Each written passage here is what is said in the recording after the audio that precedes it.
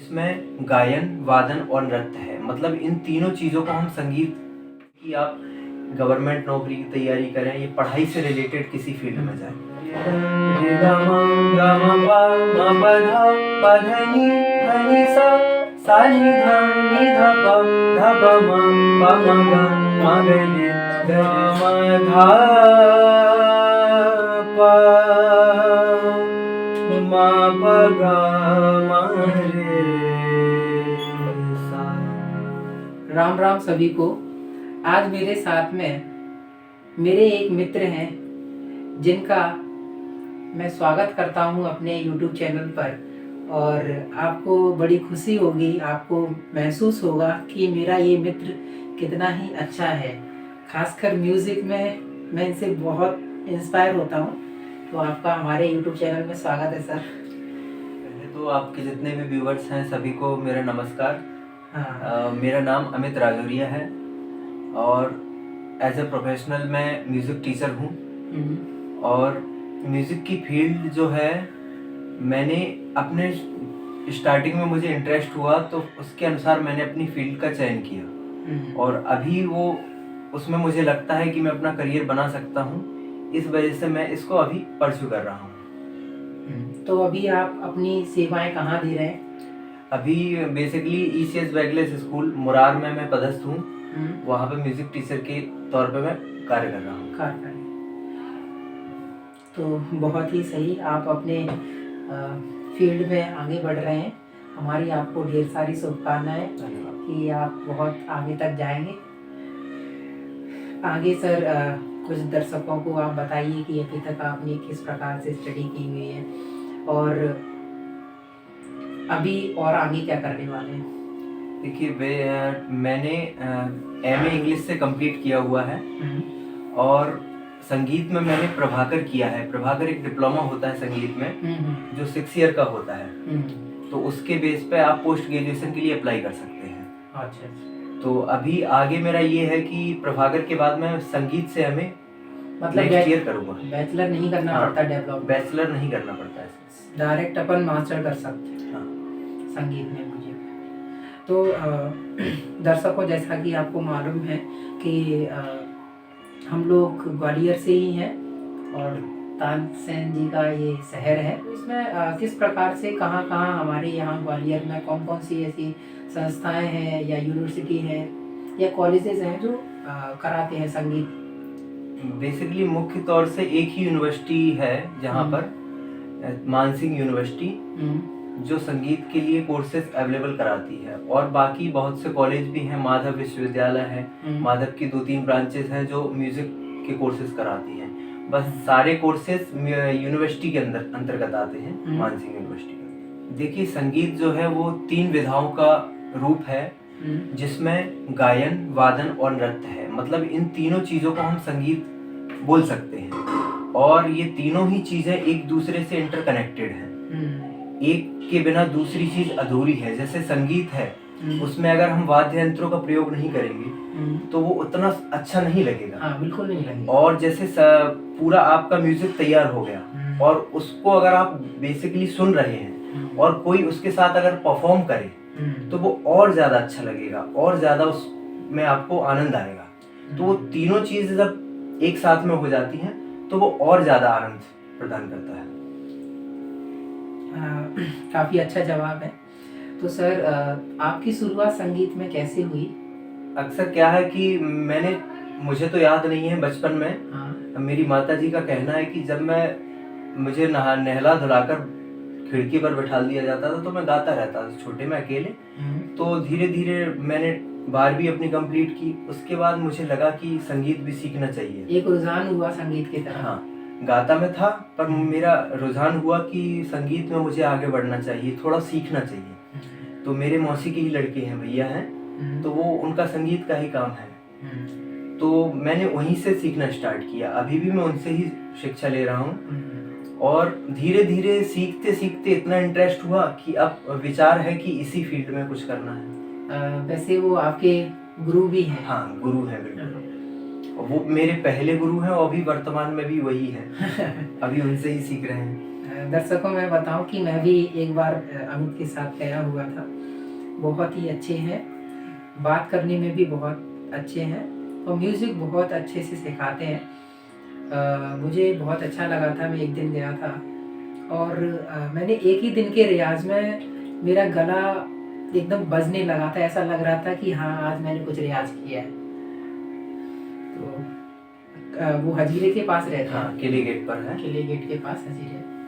क्या नाम है उनका, एक बार श्री नवनीत कौशल। श्री नवनीत। अगर देखा जाए कि एक नया विद्यार्थी या नया किस प्रकार से म्यूजिक में अपनी रुचि बना सकता है और आगे उसको शुरू कर सकता है। देखिए, संगीत एक ऐसी चीज है जिसमें सबसे पहले सबसे ज्यादा महत्वपूर्ण है आपकी रुचि होना चाहिए। और वो हर फील्ड के लिए है, म्यूजिक के लिए नहीं। वो हर फील्ड में आपको जाना है तो उसमें आपका इंटरेस्ट होना चाहिए। इंटरेस्ट के बाद, इंटरेस्ट अकेला कुछ नहीं कर सकता, उसके बारे में फिर आपको नॉलेज की आवश्यकता होती है। तो संगीत अगर आपको सीखना है तो रुचि आपके पास है। दूसरा चीज आपको क्या करना है, उससे रिलेटेड आप नॉलेज इकट्ठा कीजिए। अब वो आप कैसे भी कर सकते हैं। अब तो सोशल मीडिया प्लेटफॉर्म्स हैं बहुत सारे, जहाँ से आप संगीत सीख भी सकते हैं। और अगर आपको सोशल मीडिया से नहीं करना तो आपके शहर में जहाँ भी शिक्षक उपलब्ध हैं, संगीत के गुरु उपलब्ध हैं, उनसे आप संगीत की तालीम ले सकते हैं। बस सीखना जरूरी है। नॉलेज जितनी ज्यादा होगी उतना आपको अच्छा लगेगा। मेन चीज है कि सबसे पहला स्टेप तो यही है कि हमें रुचि होना बहुत जरूरी है। हाँ, रुचि सबसे जरूरी चीज। रुचि ही हमें आगे बढ़ाती है, किसी भी फील्ड में बढ़ाए, रुचि बहुत जरूरी है। आपके जीवन में भी या किसी अन्य के जीवन में भी डिफिकल्टी सबके जीवन में आती है। तो एक म्यूजिशियन की क्या क्या डिफिकल्टी हो सकती है या आती है उनके जीवन में? देखिए, डिफिकल्टीज तो जीवन में आनी ही है, उसका तो कुछ नहीं कर सकते।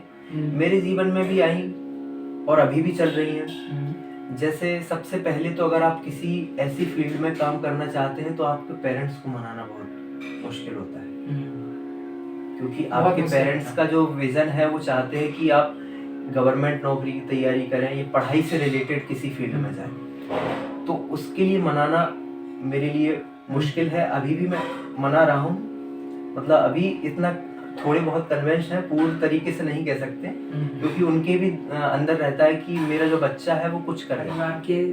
परिवार ही हमें मोटिवेट करता है किसी फील्ड में। पर हम जहाँ जिस जगह रहते हैं, हम जिन जगह से निकल के आए हैं, मिडिल क्लास फैमिली होती है हमारी, और खासकर ऐसे प्रोफेशनल में परिवार का थोड़ा रुझान कम रहता है।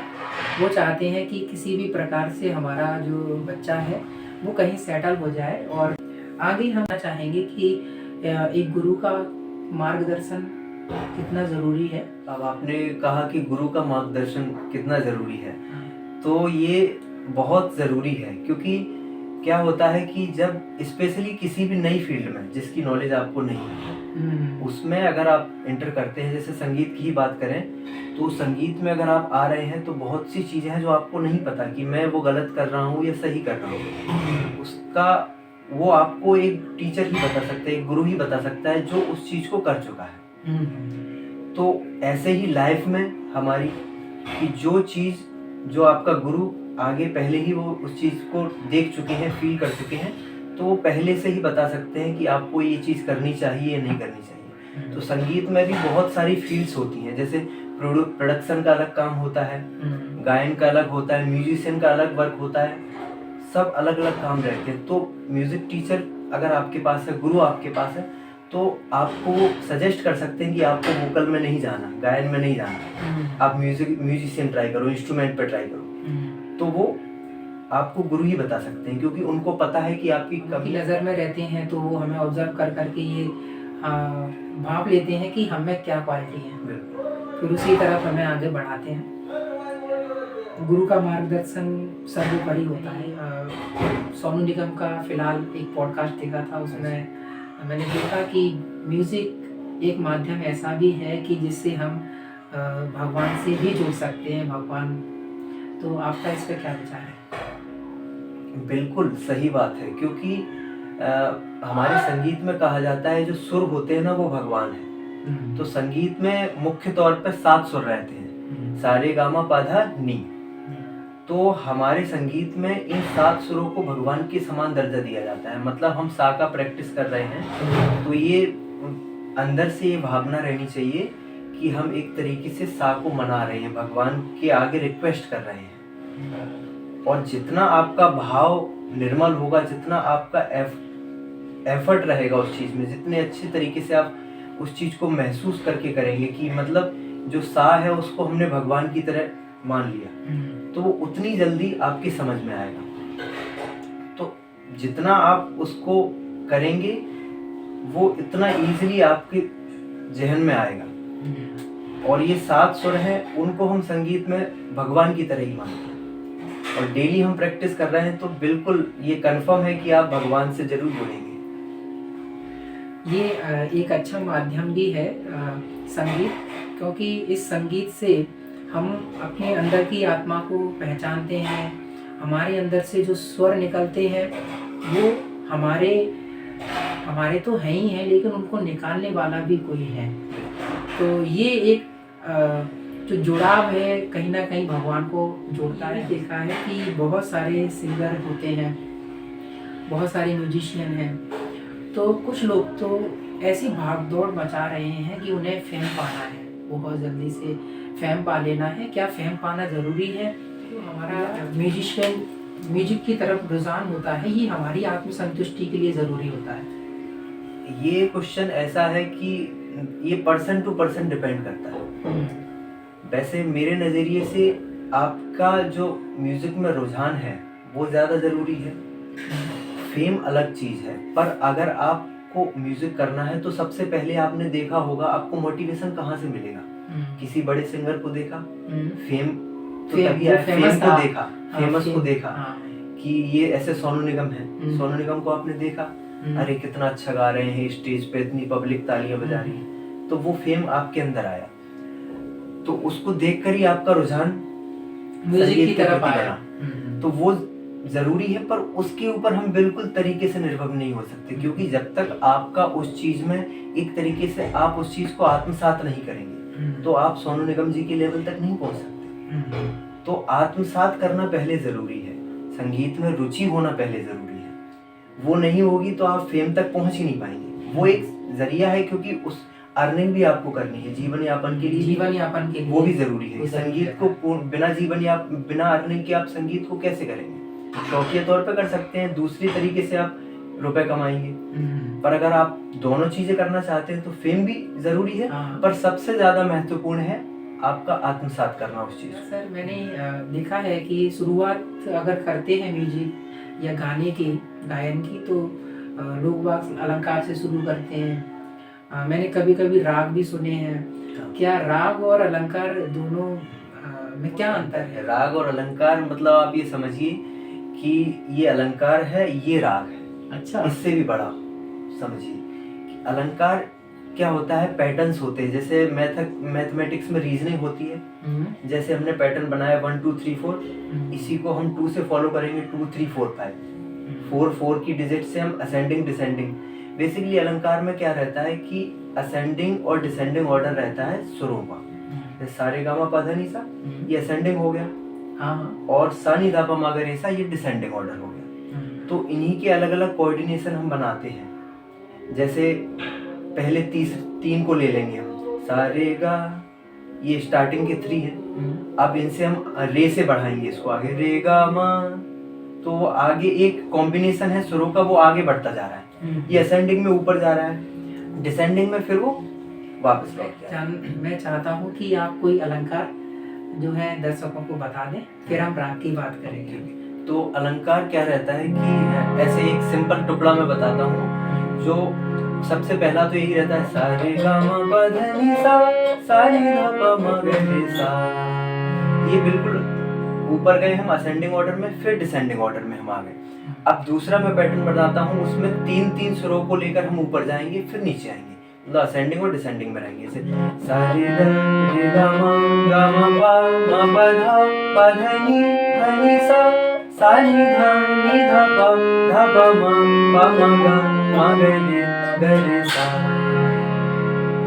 ये हुआ 3 टुकड़ों का। और राग की बात करें तो राग क्या है, मुख्य तौर पर भाव पर डिपेंड करता है। अभी हमने ये अलंकार गाए तो इसमें कोई भाव नहीं है, और जो मतलब राग है, इमोशंस की बात इमोशंस को अगर हम सुरों में लाएं और एक तरीके से बांध दें तो उसको हम राग कह सकते हैं। जैसे ये 7 सुर हैं, इन्हीं को हम थोड़ा बांध के अलग तरीके से गाएं तो वो राग में फॉर्म हो जाएगा। जैसे अभी हम गाते हैं गा मा पा, ये सिंपल सुर है सीधे, गा मा पा मा गा, ऐसे 4 सुर लेते हैं, सा रे गा मा, ये 4 सुर हैं। इनको हम नॉर्मली गा रहे हैं तो सुर हैं, और अगर इनको हम किसी राग में कन्वर्ट करें तो थोड़ा सा सुंदरता के लिए हम यूज करें, सा रे गा मा रे मा गा सा मा गा रे मा रे सा। तो उन्हीं सुरों को हमने अलग तरीके से प्रेजेंट किया और थोड़ा सा उसमें फील लाने का ट्राई किया। हाँ, तो मेन ये है इमोशंस ऐड हो जाते हैं राग में। कोई एक ऐसा कोई राग जो आपको अच्छा लगता है? मैंने भैरव का बहुत रियाज किया है। भैरव क्या है, प्रातःकालीन राग है। हाँ, सुबह के समय उसको गाते हैं। तो मैं थोड़ा सा ट्राई करता हूँ। भैरव राग क्या है, एक गंभीर प्रकृति का राग है। थोड़ा सा मतलब थोड़ा सा उसमें भारीपन है। तो राग भैरव के आरो अवरो कुछ इस तरीके से रहते हैं, सा रे गा मा पा धा नी सा, सा नी धा पा मा गा रे सा। अब आप देख सकते हैं थोड़ा सा उसमें एक तरीके से गंभीरता का आपको है, सारे का पा नहीं सही, पर उसमें गंभीरता का थोड़ा सा इमोशन टच आ रहा है। गा मा धा पा मा पा गा मा रे सा, गा मा पा गा मा रे सा। अब राग भैरव में एक बंदिश है जो आपने सुनी होगी, जागो मोहन प्यारे, जागो मोहन प्यारे, सांवरी सूरत मोरे मन भावे, सांवरी सूरत मोरे मन भावे, सुंदर लाल हमारे, जागो मोहन प्यारे। तो ये है, और ये तो छोटा है, मतलब राग को अगर आप गाने के लिए जाएंगे तो 1-1 घंटे भी गाते हैं बड़े बड़े सिंगर। तो ये तो छोटा सा परिचय है, और जितना आप कर सकते हैं। बहुत डिफिकल्ट भी होता है सीखने में। हाँ, शुरुआत में, फिर करते करते आप जितने ज्यादा सीखते जाएंगे उतना आपको इजी होता जाता है। क्या मेन चीज है रियाज की, रियाज आप करेंगे बैठ के अकेले, वो हर चीज में अकेले में करेंगे। हाँ, अकेले का रियाज अलग है, स्टेज का रियाज अलग है। ये तो सारे ही हो गए। एक नॉर्मल व्यक्ति के जीवन में संगीत का क्या महत्व है? किस प्रकार वो संगीत से जुड़ सकता है और अपने जीवन को सफलता की ओर ले जा सकता है? संगीत क्या है, संगीत नॉर्मल बीइंग के लिए भी जरूरी है। अगर कोई पर्सन है नहीं करना उसको संगीत में कुछ, पर अगर आपका इंटरेस्ट है तो आप उसको सीख सकते हैं। वो आपके अंदर बहुत सी चीजें डेवलप करेगा। जैसे जब हम प्रैक्टिस के लिए बैठते हैं तो हम 1-1 घंटे, आधा 1-1 घंटे, 2-2 घंटे बैठे रहते हैं। तो आपका किसी एक सब्जेक्ट पर बैठने की भी आपकी कैपेबिलिटी को वो बढ़ाएगा, आपका फोकस करने की कैपेबिलिटी को बढ़ाएगा। हम 1-1 सुर का रियाज करते हैं, ऐसे सा, तो इसी को हम आधे घंटे तक प्रैक्टिस कर रहे हैं। तो आपका एक मतलब एक चीज पर फोकस करने की एबिलिटी को संगीत बढ़ाता है।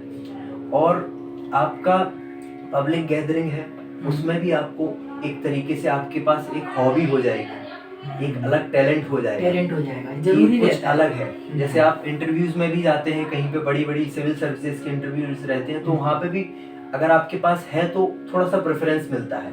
कोई अगर आपके पास हॉबी है तो अगर आप गा सकते हैं, भगवान ने आपको गला दिया है, और या फिर आपका म्यूजिक प्ले करने में इंटरेस्ट है, इंस्ट्रूमेंट बजाने में इंटरेस्ट है, तो कर सकते हैं। और वो कहीं ना कहीं, और साइंटिफिकली भी ये प्रूव है, अगर आप किसी भी इंस्ट्रूमेंट को सीख रहे हैं तो आपके वो फोकस को बिल्ड करने में बहुत ज़्यादा हेल्पफुल करता है, क्योंकि आप नई चीज़ को सीख रहे हैं। जितना आप नई चीज़ को सीखेंगे उतना आपका माइंड रीप्रोग्राम होने लगेगा, चीज़ों को जल्दी लर्न करेगा, जल्दी समझेगा, एडप्ट करने की हैबिट होगी। तो संगीत को बिल्कुल सीख सकते हैं।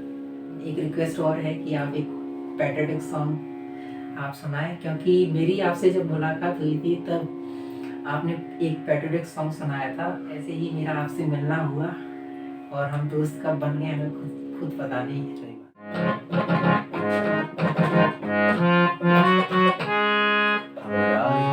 हम साथी हैं, हम वीर सिपाही हैं, चट्टानों से हम न डरेंगे, तूफानों से हम न डरेंगे, हम वो राही हैं, हे हे हे, हम वो राही हैं।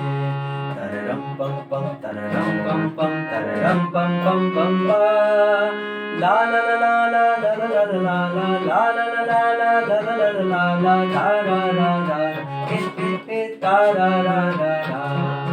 प्यार ही जाने प्यार ही माने हम सबको बतलाते हैं, ओ दुखियारा कोई अगर तो उसको गले लगाते हैं, ओ दुखियारा कोई अगर तो हो। प्यार ही जाने प्यार ही माने हम सबको बतलाते हैं, ओ दुखियारा कोई अगर तो उसको गले लगाते हैं। किसी की बुराई हम न करेंगे, किसी की बुराई हम न सहेंगे, हम वो राही हैं, हम वो राही हैं, हम राही हैं, हम साथी हैं, हम वीर सिपाही हैं। चट्टानों से हम न डरेंगे, तूफानों से हम न डरेंगे, हम वो राही हैं, हम वो राही हैं।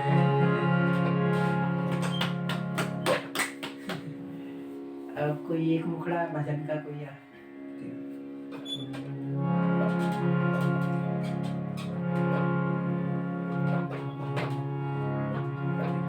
तो एक भजन है श्री राम के ऊपर कि हमारे साथ श्री रघुनाथ को किस बात की चिंता,